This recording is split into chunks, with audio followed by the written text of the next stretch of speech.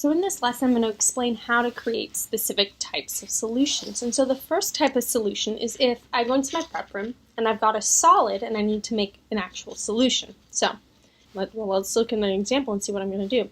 I want to create a 1.02 molar solution of glucose, and I want my sample to have a volume of 105 milliliters. So you guys have actually learned the math for this already. You're going to be using your molarity formula. And so specifically, I know my molarity is 1.02 molar. I know my volume, remember it's got to be in liters of solution, so that's going to be 0.105 liters, and I'm solving for my moles. So when I solve for this, I get 0.107 moles. Now it's asking for me to actually create this solution. Well, I can't measure moles in the lab, so I need to convert this into grams. So I'm going to put moles on bottom, grams up top, and I'm going to put the molar mass of glucose on top and 1 mole on bottom. And so when I do that, I get 19.3 grams. So in order to create the solution, I'm going to take 19.3 grams of glucose and I'm going to add it to water. So I'm going to, in a container, I'll have a little bit of water. I'll add 19.3 grams of glucose just to dissolve it. And then I'm going to add enough water in order to get a final volume of my solution of 105 milliliters. Okay? So this isn't new. The only thing that's really new is knowing that in order to create a solution, you're going to add a little bit of your solvent first, then add your solute, and then get a final volume of whatever you wanted. The next type of creating a solution is a dilution. So this is new.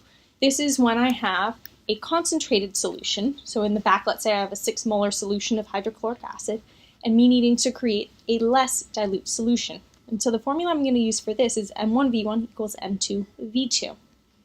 Okay, so for example, my M1 would be my concentrated orange juice. Okay, and so I've got a volume of just 1 can.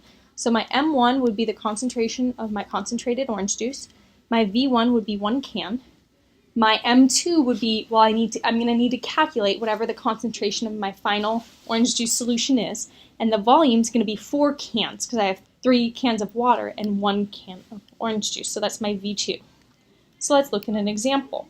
It asks me to make 2.5 liters of a 0.100 molar KCl solution if my stock solution is 5.5 molar. So my 5.5 molar is my concentrated solution. So I'm going to M1V1, M2V2 it. My M1 is 5.5 molar. That's my concentrated solution. And I don't know how much of that concentrated solution I need. So that's my V2. That's going to equal 0.100, which is the concentration of my solution once it's been diluted, times the volume that I want, which is 2.5 liters. So when I solve for this, I get 0.114 liters, and that's 0.114 liters of my stock solution, my concentrated solution. So since 0.114 liters is, I don't tend to measure that in the lab, I'm going to convert that into 114 milliliters. Okay? And so what I'm going to do is I'm going to add a little bit of water to my graduated cylinder. Then I'm going to add 114 milliliters of my concentrated KCl, and then I'm going to add enough water to get the final volume at 2.5 liters.